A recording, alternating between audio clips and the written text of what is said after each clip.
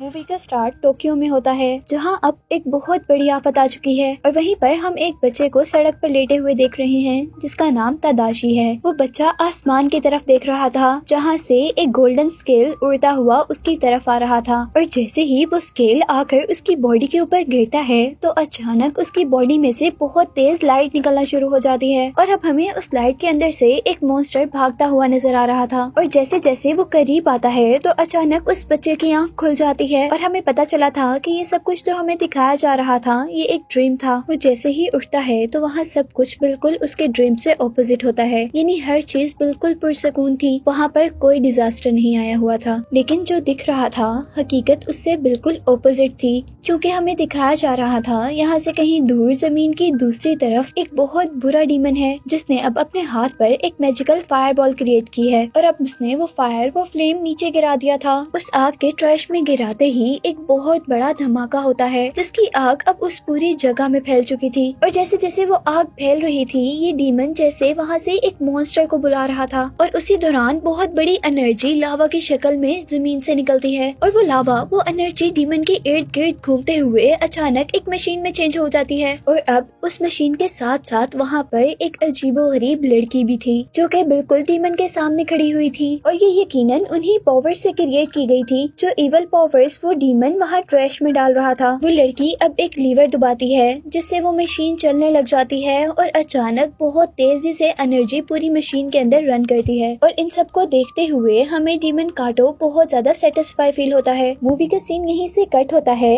और हमें तदाशी के गांव को दिखाया जाता है, जहाँ पर शायद कोई सेलिब्रेशन चल रही थी। इस जगह पर हम बहुत से एक्टर्स को देख रहे थे, जो कि एक मैजिकल क्रिएचर चिलिन का कैरेक्टर प्ले कर रहे थे और उनके प्ले का थीम ये था कि वो एक ऐसे लड़के को ढूंढना चाहते हैं जो कि उनके लिए लड़े और उनकी मैजिकल वर्ल्ड को बचा ले। और अब तभी यहाँ पर हम तदाशी को देखते हैं, जो कि ये ड्रामा ही देखने आया था, लेकिन वो इन सब चीजों से बहुत ज्यादा डरता था, इसीलिए उसके क्लास फेलोज उसका मजाक उड़ा रहे थे। लेकिन जैसे ही वो आगे आता है, तो एक चिलिन उसे अपना राइडर चूज कर लेता है। सब लोग तदाशी के लिए क्लैप करते हैं, क्योंकि उसे रिलीजियस ऑनर दिया गया था। और इस दौरान हम ये नोटिस करते हैं कि एक रिपोर्टर सिर्फ तदाशी की ही पिक्चर्स ले रहा था और इन सब चीजों के दौरान उन लोगों को इस चीज का बिल्कुल भी अंदाजा नहीं था कि डीमन काटो ने अपने प्लान पर वर्क करना शुरू कर दिया है। वो डीमन अपने मैकेनिकल डीमन से, यानी मशीनों के बने हुए डीमन से, उस गांव की सारी अजीब क्रिएचर्स जिनका नाम युकाई है उनको पकड़वा लेता है। लेकिन लकीली एक युकाई वहाँ से भाग जाता है। लेकिन इससे पहले कि वो वहाँ से भाग पाता, काटो डीमन की बनाई हुई वो लड़की जिसका नाम आची है, वो अपने स्टिक से युकाई को मारती है, जिससे युकाई नीचे गिर गया था। अब अगली सुबह हम तदाशी को उसकी क्लास में देखते हैं और हम देख रहे थे कि क्लास के बाद उसके क्लास फेलो उसे छेड़ रहे थे। उनकी मेथोलॉजी के अकॉर्डिंग चिलिन एक मैजिकल क्रिएचर थी और चिलिन को बचाने के लिए एक मैजिकल सॉर्ड की जरूरत होती थी। और क्योंकि कल के ड्रामा में एक चिलिन ने तदाशी को अपना राइडर चूज किया था, इसीलिए तदाशी को भी उनके लिए लड़ने के लिए एक सॉर्ड की जरूरत थी। सभी लड़के उसे तंग कर रहे थे कि उस सॉर्ड को लेने के लिए तुम्हें तो अब पहाड़ों पर जाना पड़ेगा, लेकिन साथ ही साथ वो उसे ये भी कहते हैं कि तुम तो बहुत डरपोक हो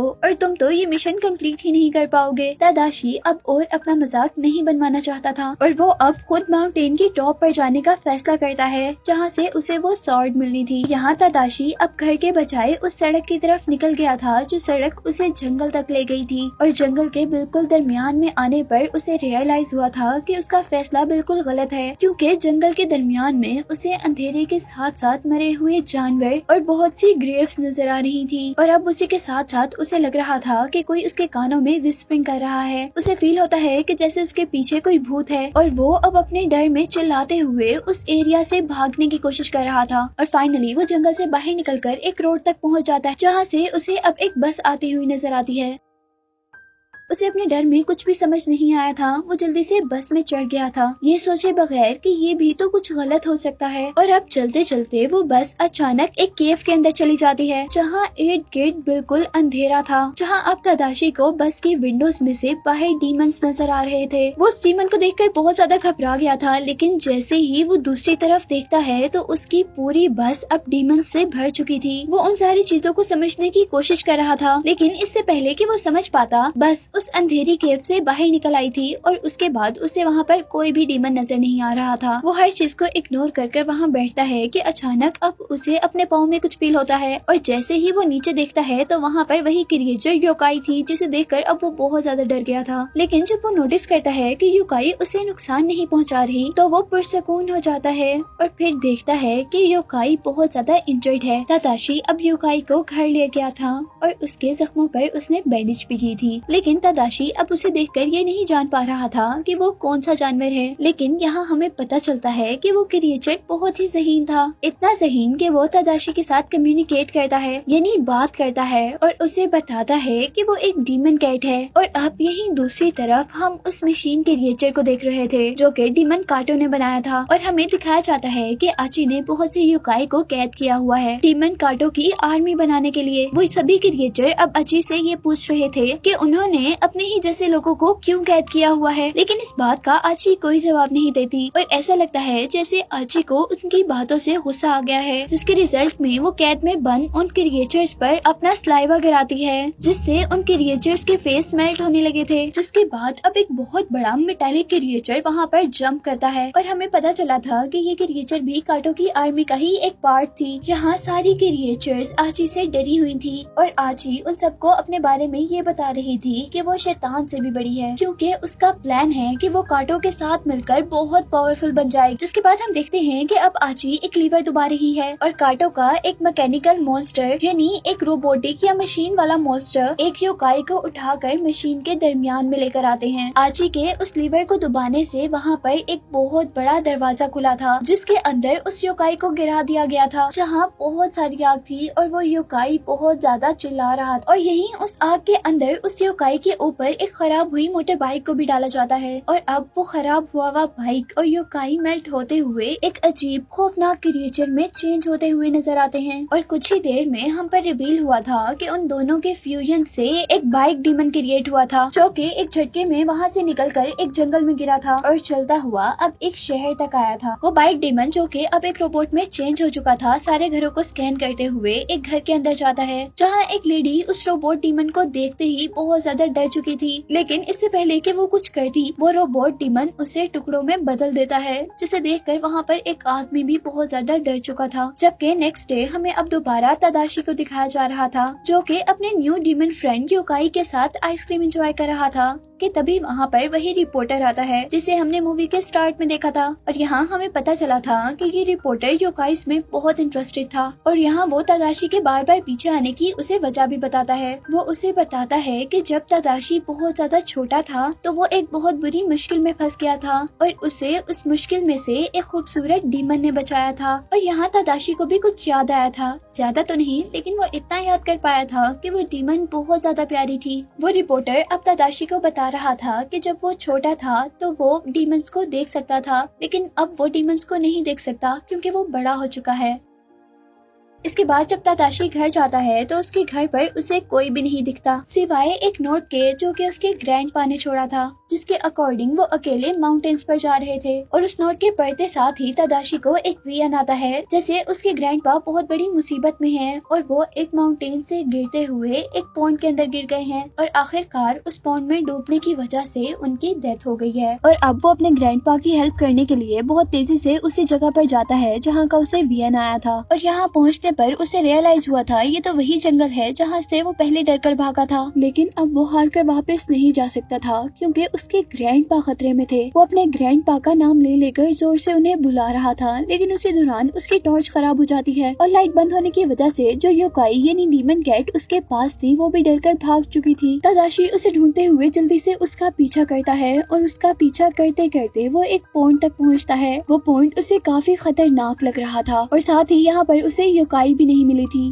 बल्कि गलती से उसका पाँव पानी के अंदर स्लिप हो गया था। तादाशी जैसे ही पानी में गिरता है तो कोई अजीब सी क्रिएचर जो कि बिल्कुल इंसान जैसी लग रही थी वो उसे पॉन्ड की गहराई में खींचने की कोशिश कर रही थी, लेकिन लकीली तादाशी उससे बचकर वहाँ से निकल जाता है। जिसके बाद उसे जंगल से बाहर निकलने वाले रास्ते में एक स्कूल गर्ल मिली थी और हैरत की बात ये थी कि उसे तादाशी का नाम भी पता था और वो तादाशी को उसके नाम से पुकारती है। तादाशी को लगता है कि शायद वो उसे जानता है, इसीलिए वो उससे हेल्प मांगता है, लेकिन जैसे जैसे ही वो लड़की अपना फेस टर्न करती है तो तादाशी बहुत ज्यादा डर चुका था, क्योंकि उस लड़की के फेस के सारे फीचर्स गायब थे। यानी उसके फेस पर स्किन के अलावा कुछ भी नहीं था, ना आईज, ना नोज, ना लिप्स, कुछ भी नहीं। और यहाँ सबसे अजीब बात ये हुई थी कि उसके डर ने उसे एक जगह से दूसरी जगह टेलीपोर्ट कर दिया था, जहाँ उसके पीछे एक घर था। वो जल्दी से उस घर के अंदर जाता है और वहाँ उसे एक बीमार औरत नजर आती है। तादाशी को जैसे वो शेल्टर फील हुई थी, वो जल्दी से उसे अपनी सारी स्टोरी सुनाता है और उससे हेल्प मांगता है। लेकिन शायद तादाशी की किस्मत खराब थी, क्योंकि वो भी कोई लेडी नहीं थी, बल्कि वो भी एक डीमन थी, जिसका अंदाजा हमें तब हुआ था जब उसकी नेक स्ट्रेच होते हुए एक स्नेक बन गई थी। ये देखकर तादाशी वहाँ से भी भागने की कोशिश करता है, लेकिन वो लड़की अपनी स्नेक की तरह की नेक से उसे पकड़ लेती है। तादाशी किसी न किसी तरह वहाँ से छूटकर बाहर निकलने की कोशिश करता है तो उसे दरवाजे पर एक शेडो नजर आता है। वो शेडो एक कैट लाइक वुमन का था और देखते ही देखते पूरे डोर पर बहुत सी आईज अपीयर हो जाती हैं, जिनको देखते ही तादाशी फौरन वहाँ से दूर होता है। और अब किसी न किसी तरह वो दरवाजा खोलकर उस घर से बाहर तो निकल गया था, लेकिन वहाँ पर अब उसके सामने एक जाइंट फेस था,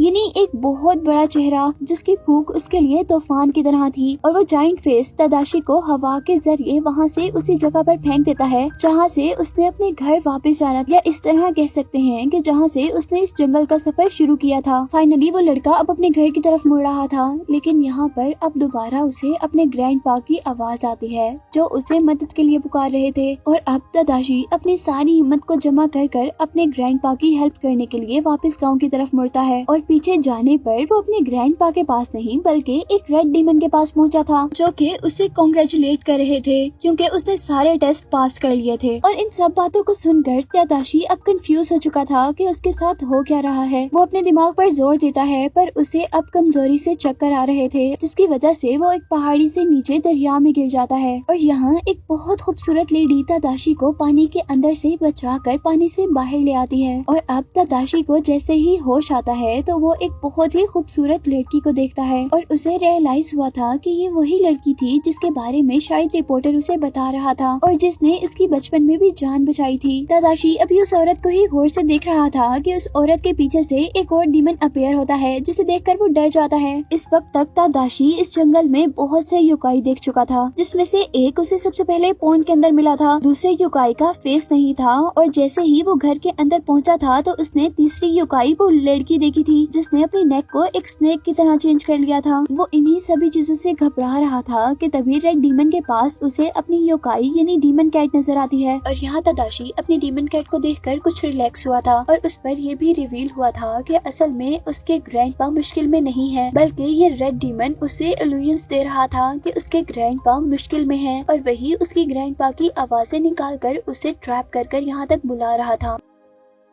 रेड डीमन तादाशी को बताता है कि वो अब न्यू चिल्ड्रन राइडर है, जिसका मतलब है कि उसे अब दुनिया को बचाने के लिए वो स्वॉर्ड हासिल करनी होगी, जो कि बहुत पावरफुल है। वो लोग अब तादाशी को एक माउंटेन की केव में लेकर जाते हैं। अचानक उस केव में हर चीज हिलने लगती है और वहाँ पर एक बहुत बड़ा डीमन आता है, जिसके हाथ में वो स्वॉर्ड थी। वो डीमन तादाशी को वो स्वॉर्ड पकड़ाता है, और जैसे ही तादाशी उस स्वॉर्ड को बाहर निकालता है तो सबसे पहले वो उसकी पावर से ही डर चुका था। इससे पहले कि तादाशी दोबारा उस स्वॉर्ड को उठाता, हर चीज उस केव के अंदर दोबारा हिलने लगी थी। और इस बार यहाँ पर कोई डीमन नहीं, बल्कि इस बार वहाँ पर एक बहुत बड़ी मशीन थी, जिसने उस केव के अंदर सुराख कर उसमें एक्सेस किया था। और अब उस मशीन के जरिए इस केव के अंदर बहुत से कीकाइज आते हैं, कीकाइज यानी रोबोटिक डीमंस। और इसी दौरान हम उस मशीन में से आची को भी निकलते हुए देखते हैं, जिसके बाद यहाँ पर कीकाइज और योकाइज के दरमियान में लड़ाई शुरू हो जाती है। यहाँ आची जो सारे योकाइज को मार रही थी, अब बड़े डीमन की तरफ बढ़ी थी, क्योंकि बड़े डीमन ने आची पर अटैक किया था। आची जैसे तैसे कर उससे बचकर अपनी रोप से उसको मारती है। और इससे पहले कि वो बड़ा योकाई आची पर अटैक करता, वहाँ पर बहुत से कीकाइज उस बहुत बड़े योकाई को रोप्स में बांध देते हैं। और आची अब अपने बहुत बुरे अटैक से उसके विंग्स काट देती है, जिसके बाद वहाँ पर बाकी कीकाइज यानी रोबोटिक डीमंस हमें उसको यहाँ से हवा में उड़ाकर ले जाते हुए नजर आ रहे थे। डीमन कैट यहाँ पर ये सब कुछ देख रही थी, और वो जल्दी से उस स्वॉर्ड तक पहुंचती है जो स्वॉर्ड तदाशी को दी गई थी। वो उस स्वॉर्ड को तदाशी के पास लेकर जाना चाहती थी,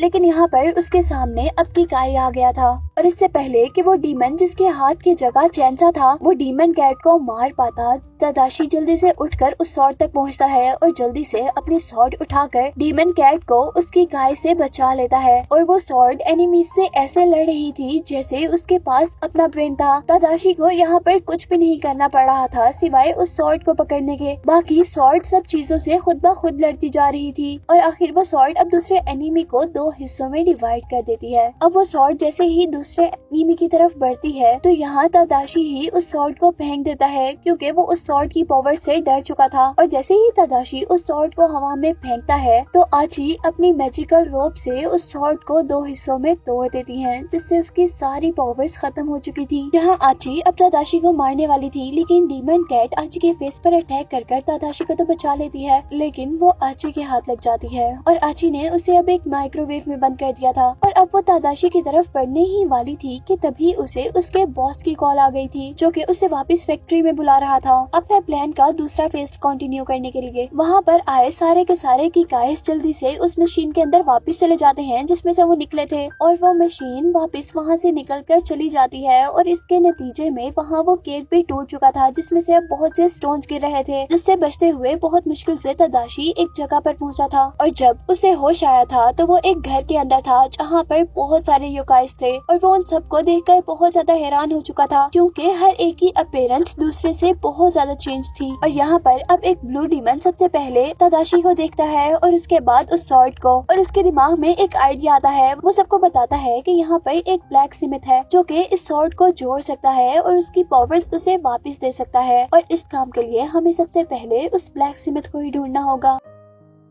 एक और योकाई जल्दी से अब अपना मैजिकल मिरर निकालता है ये देखने के लिए कि वो डीमन उन्हें कहाँ पर मिलेगा जो इस स्वॉर्ड को जोड़ेगा। और ये देखने पर वो लोग बहुत ज्यादा परेशान हो चुके थे कि उस ब्लैक स्मिथ को, उस डीमन को सबसे बड़े और सबसे बुरे डीमन कैटो डीमन ने पकड़ा हुआ था, और वो अब उसी जेल में था जिस जेल में डीमन कैट भी थी। वो लोग ये जानकर और भी ज्यादा परेशान हो गए थे कि डीमन कैटो इन योकाइस को पुरानी मशीन्स के जरिए बहुत बड़े बड़े मॉन्स्टर्स में चेंज कर रहा है। और डीमन कैटो के बारे में हमें ये पता चला था कि वो इसलिए सबसे बुरा है क्योंकि वो ह्यूमंस की नफरत से बना है। और यहाँ अब सारे योकाइस अपनी हिम्मत हार चुके थे। यहाँ कोई भी योकाई अब उस बहुत बड़े डीमन से लड़ना नहीं चाहता था और सारे एक एक कर वहाँ से जा रहे थे, लेकिन रेड डीमन सबको करेज करता है कि हमें उनसे लड़ना चाहिए वरना वो तो सबको मार देगा। और इस बात पर अब तदाशी खड़ा होता है और अपनी सारी हिम्मत जमा कर सबसे कहता है कि मैं तुम्हारा साथ दूंगा और मैं तुम्हारे साथ लड़ूंगा। इसकी बात पर सारे के सारे लोग बिलीव कर लेते हैं और लड़ने के लिए तैयार हो जाते हैं। यहीं दूसरी तरफ अब कैटो डीमन के पास हम देख रहे थे कि उसके पास जो इवल मशीन थी अब वो एक जगह से दूसरी जगह टेलीपोर्ट हो रही थी, और हमें बताया जा रहा था कि वो ये मशीन लेकर टोक्यो जा रहा है लोगों के लिए तबाही फैलाने। वो बहुत बड़ी सी मशीन की क्रिएचर्स अब बादलों से होते शहर के अंदर दाखिल हो रही थी और अपने रास्ते में आने वाली हर चीज को तबाह कर रही थी। वो मशीन अपना मुंह खोलती है जिसमें से बहुत से किकाइज यानी रोबोटिक डीमंस वहाँ से निकलकर शहर में फैल जाते हैं, जो कि लोगों को बुरी तरह इंजर्ड कर रहे थे। यहाँ हम देखते हैं योकाइज जो कि अच्छे डीमंस हैं वो भी उनसे लड़ने के लिए अब टोक्यो जाने का फैसला करते हैं, लेकिन जिस तरह वो टोक्यो जा रहे थे इस तरह तो वो कभी टोक्यो नहीं पहुंच सकते थे। और यहाँ अब एक डीमन गर्ल को बहुत अच्छा आइडिया आता है। वो सबसे एरोप्लेन पर चढ़ने का कहती है, लेकिन कुछ ही देर में उनको रियलाइज हुआ था कि ये आइडिया भी बहुत गलत था क्योंकि इससे उन लोगों को बहुत ज्यादा नुकसान हो रहा था। जिसके बाद अब यही टोक्यो में हम उस रिपोर्टर को देख रहे थे जिसको हम मूवी में पहले भी देख चुके हैं। वो यहाँ पर खाना खा रहा होता है कि तभी वहाँ पर बहुत बुरा अर्थक्वेक आता है, और वो जैसे ही अब आसमान की तरफ देखता है तो उसे नजर आता है कि वहाँ पर एक बहुत बड़ा मॉन्स्टर है जो कि वहाँ पूरे एरिया में इस तरह फैला हुआ कि उसकी वजह से आसमान तक नजर नहीं आ रहा था। फाइनली वो बहुत बड़ी मशीन जैसे ही जमीन पर पूरी तरह लैंड कर जाती है तो उसमें से कार्टो डीमन निकलता है जो कि अब लोगों की बैड फीलिंग को अब्सॉर्ब कर रहा था, जिसकी वजह से उसकी वो मशीन और भी ज्यादा पावरफुल हो जाती। और इसी काम के साथ साथ हम देखते हैं कि वो मशीन बहुत ज्यादा अमाउंट में में पोल्यूशन भी शहर में फैला देती है, जिसकी वजह से पूरा शहर डार्क हो जाता है। इधर हम रिपोर्टर को देखते हैं जो फाइनली उन सारी चीजों से बच गया था और वो आहिस्ता आहिस्ता कर कर अब ऊपर चढ़ता है। और यहीं दूसरी तरफ अब हम आची को देख रहे थे जो कि योकाइस को यूज कर कर अब और मॉन्स्टर्स बना रही थी और वो अब की बार मॉन्स्टर बनाने के लिए उसी योकाई को चुनती है जिस योकाई ने सॉर्ड ठीक करनी थी, यानी जो योकाई ब्लैक स्मिथ था। और उसको बचाने के लिए डीमन कैट जल्दी से आशी के हैंड पर बाइट कर देती है, जिससे जैसे ही आशी अपने आप को छुड़वाती है तो उस दौरान वो डीमन वहाँ से भाग जाता है। लेकिन उसकी किस्मत थोड़ी खराब थी क्योंकि यहाँ पर उसे एक कीकाई ने यानी रोबोट डीमन ने पकड़ लिया था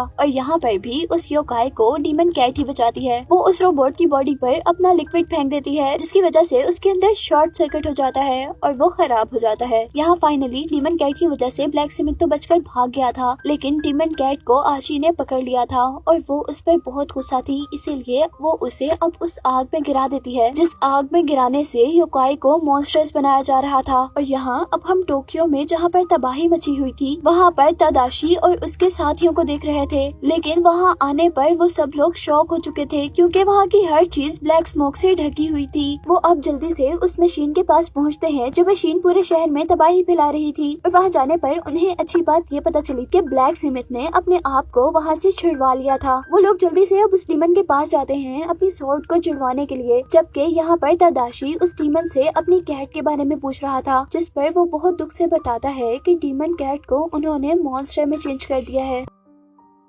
और अब स्वॉर्ड ठीक होने के बाद हम तदाशी को एक हीरो के रूप में देख रहे थे जो कि उस स्वॉर्ड को पकड़कर अब अपने आप से प्रॉमिस करता है कि वो हर हाल में सारे योकाइस को उनके दुश्मनों से बचा लेगा। यहीं पर अब हम रिपोर्टर को देख रहे थे जो कि उस मशीन की छत तक किसी न किसी तरह पहुंच गया था और वो ये देखकर बहुत ज्यादा हैरान था कि तदाशी हवा में उड़ता हुआ किसी हीरो की तरह वहाँ पर आ रहा था। और अब यहाँ पर उससे लड़ने के लिए बहुत से कीकाइज उतरे थे जो कि बहुत खतरनाक थे। किसी के हाथ पर ब्लेड थी तो कोई बहुत बड़ा था, लेकिन तदाशी अब पहले की तरह डरपोक नहीं रहा था। वो सबसे लड़ता है और उन सबको अपने एक एक अटैक से ही मार गिराता है। और जैसे जैसे लड़ाई आगे बढ़ रही थी तदाशी भी एक्सपर्ट होता जा रहा था वो स्वॉर्ड चलाने में। और यही दूसरी तरफ हम देखते हैं कि अब तदाशी के एक साथी को एक किकाई मारने वाला था और किकाई उस डीमन को मारकर नीचे गिरा भी देता है, लेकिन उसको जान से मारने से पहले तदाशी उस किकाई को ही मार देता है और अपने साथी को बचा लेता है। और अब उनकी लड़ाई के दरमियान में रेड डीमन को फील होता है कि यहाँ पर कुछ गलत होने वाला है और वो लोग जैसे ही पीछे देखते हैं तो वहाँ पर बहुत हजारों की तादाद में योकाइस थे जो कि उनकी लड़ाई को ड्रामा समझकर वहाँ पर देखने के लिए आए थे। लेकिन वो लोग ये नहीं जानते थे कि ये कोई ड्रामा नहीं है बल्कि एक असली जंग है। यहाँ हम देखते हैं कि ये योकाइस भी उस लड़ाई के अंदर खुद ब खुद शामिल हो गए थे क्योंकि उनको लग रहा था कि ये फेस्टिवल का एक पार्ट है। और क्योंकि यहाँ पर ये बहुत सारी तादाद में योकाइस आए हुए थे और मैकेनिकल मॉन्स्टर्स कम थे, इसीलिए योकाइस अब जीतने लगे थे। जहाँ अब हम रिपोर्टर को देख रहे थे जिसे योकाइस नजर नहीं आ रहे थे, बस उसे ये पता चल रहा था कि यहाँ पर कोई इनविजिबल फोर्स है जो उसे मार कर जा रही है। और फिर अब उस आदमी के करीब आकर एक फ्रिज गिरता है जिसमें बहुत सारी ड्रिंक्स थी और उन ड्रिंक्स में से एक ड्रिंक को पीने पर उस रिपोर्टर की भी योकाइस को देखने वाली पावर्स वापस आ चुकी थी। वो अभी इसी चीज को सेलिब्रेट कर रहा था कि तभी हम तदाशी को देखते हैं जो कि अब बिल्कुल मशीन के दरमियान में पहुंच चुका था जहाँ पर योकाइस को मॉन्स्टर बनाने का प्रोसेस किया जाता था। और वहाँ जाने पर अब उसका सामना एक बहुत बड़े कीकाई यानी मैकेनिकल डीमन से होता है। तदाशी उससे लड़ता है और बहुत आसानी से उसका एक बाजू काट देता है, लेकिन उस कीकाई को नुकसान पहुंचाने के फौरन बाद ही तदाशी को फील हुआ था कि उसने जिस मैकेनिकल मॉन्स्टर यानी कीकाई को मारा है वो कीकाई उसके प्यारे दोस्त कैट डीमन से बनाया गया था। और इस बात का उसे ऐसे पता चला कि इस कीकाई के फुट पर भी बिल्कुल वैसे ही बैंडेज थी जैसी बैंडेज उसने अपने कैट डीमन को दी थी। लेकिन उसे दुख इस बात का था कि उसका फ्रेंड अब एक मॉन्स्टर में चेंज हो चुका है और उसे अब उससे लड़ना है। और जैसे ही अब वो मॉन्स्टर तदाशी और उसके पीछे खड़ी हुई डीमन पर अटैक करता है तो तदाशी को भी उस पर अटैक करना पड़ता है और फाइनली वो मॉन्स्टर मर जाता है। जिसके बाद तदाशी बहुत दुख से उसके पास गया था, वो रो रहा था और उसके आंसू जैसे ही किकाई पर पड़ते हैं तो वो किकाई दोबारा अपनी असली हालत में चेंज हो जाता है, यानी वो दोबारा डीमन कैट बन जाता है। वो योकाई यानी डीमन कैट बहुत ज्यादा जख्मी था लेकिन फिर भी जिंदा था। जैसे जिंदा देखकर तो तदाशी काफी खुश हुआ था, लेकिन उसके जख्मों को देखकर अब वो उससे प्रॉमिस करता है कि वो हर हाल में कैटो को रोकेगा ताकि वो डीमन कैट्स जैसी बहुत सी लाइफ्स को बचा सके। और अब उनकी बातों के दौरान हम देखते हैं कि यहाँ पर आची आ चुकी थी, जिसने आते ही तदाशी पर अटैक कर दिया था, पर तदाशी उसके आगे अपने स्वॉर्ड करता है और उसके अटैक से बच जाता है, जबकि उसकी मैजिकल रोप तदाशी की स्वॉर्ड के साथ लिपट जाती है। तदाशी अब बहुत ज्यादा गुस्से में था और वो गर्ल पर एक ऐसा मैजिकल बॉल फायर करता है जिससे वो वहाँ से बहुत दूर जाकर गिरती है। और अब इससे पहले कि वो लोग और ज्यादा लड़ते, यहाँ पर दोबारा जमीन हिलने लगी, जिस बात से उस लड़की को रियलाइज हुआ था कि काटो अब अपने मिशन के आखिरी फेज को शुरू कर रहा है। आची जल्दी से कैटो डीमन के पास भागती है, जबकि अब तदाशी भी उसका पीछा कर रहा था। और अब यहाँ पर तदाशी के सामने उसका असली दुश्मन था, जिसे मारने का ही उसने मिशन लिया था। और वो अब बगैर डरे एक बहुत बड़ा अटैक कैटो डीमन पर करता है, पर वो इस चीज से हैरान था कि उससे तो जरा भी फर्क नहीं पड़ा था इस अटैक का। और अब काटो अपने हाथ पर वैसा ही फायरबॉल बनाता है जैसे उसने मूवी के स्टार्ट में अपने हाथ में बनाया था, और उससे वो तदाशी पर अटैक करता है और इसी वजह से तदाशी वहाँ से बहुत दूर जाकर गिरता है।